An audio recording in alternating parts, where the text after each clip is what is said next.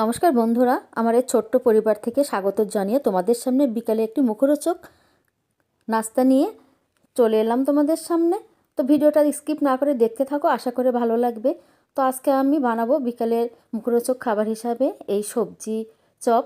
তো নিয়েছি পাতাকপি, অর্ধেকটা কেটে নিয়েছি, অর্ধেকটা কম নিয়েছি গাজর, মটরশুঁটি, বিভিন্ন রকম সবজি বিশেষ করে ফুলকপিও দেওয়া যায়। তো আমি অত কিছু দিলাম না, শুধু ফুলকপি, পাতাকপি, মটরশুঁটি, গাজর দিয়ে সঙ্গে দিয়ে দিলাম ধনিয়া পাতা, পেঁয়াজ কুচি, কাঁচামরিচ কুচি, 1 কাপ ময়দা, আর সঙ্গে দিয়ে দিয়েছি বড় চামচে 2 চামচ পরিমাণ চাউলের গুঁড়ো, বেকিং পাউডার, হলুদ, লবণ, মরিচ গুঁড়ো, গরম মশলা গুঁড়ো, জিরে গুঁড়ো।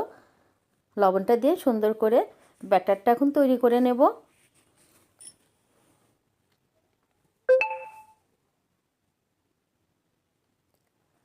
এক চামচ চিনিও দিয়ে দিয়েছি টেস্টের জন্য।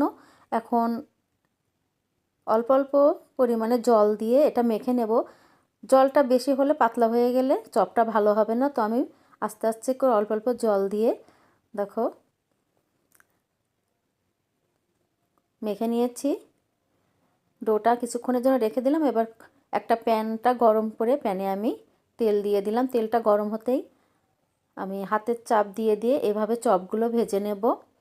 আসলে বাচ্চারা কিন্তু কোনো সবজি খেতে চায় না, বিশেষ করে বাচ্চারা, আর তাদের খাওয়ার জন্য এই চপটা করে দিলে ওরা কিন্তু সুন্দরভাবে খাবে, ওদের পুষ্টিগুণটাও পাবে। তো যাই হোক, এই সবজি দিয়ে এভাবে চপ বানালে ওরা কিন্তু মজা করেই খাবে, তখন বলবে না যে আমরা সবজি খাবো না। আর বিকালে নাস্তা হিসাবে এটা মুড়ি দিয়েও খাওয়া যায়, এমনিও খাওয়া যায়, ভাত দিয়েও খেতে ভালো লাগে।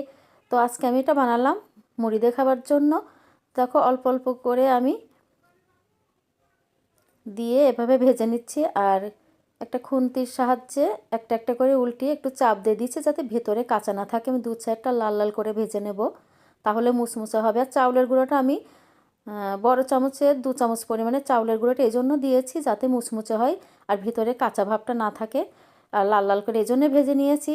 তো বন্ধুরা, তোমরা আমার এই ভিডিওটা যদি ইউটিউব চ্যানেল থেকে দেখে থাকো তাহলে আমার পাশের সাদা বাটনে ক্লিক করে আমার পাশে থাকার চেষ্টা করো। আর যদি তোমরা ফেসবুক থেকে দেখে থাকো তাহলে আমার পেজটিতে ফলো করে বন্ধুদের মাঝে শেয়ার করে ভিডিওটা দিয়ে আমার পাশে থেকো। ধন্যবাদ সবাইকে, এবং পরবর্তী ভিডিও দেখার জন্য অবশ্যই তোমরা আমার পাশে থাকবে, নতুন নতুন কমেন্ট করবে। তোমাদের কমেন্টের আশা থাকবো, তোমাদের কমেন্টে ভালো ভালো কমেন্ট পেতে ভালো লাগে, ভিডিও বানাতে মন উৎসাহী হয়। তো এদিকে আমি বাকি চপগুলো দেখো এভাবে ভেজে তুলে নিচ্ছি। তো ভিডিওটা তোমাদের কেমন লেগেছে অবশ্যই অবশ্যই জানাবে, তোমাদের কমেন্টের আশায় অপেক্ষা করে থাকবো। তো আমার মোটামুটি সব চপগুলো ভাজা হয়ে গিয়েছে, তখন খাবার পালা। একটু বিট লবণ ছিটিয়ে দিলাম, টেস্টটা আরও বাড়িয়ে দেবে। তোমাদের একটা চপ আমি ভেঙে দেখাবো।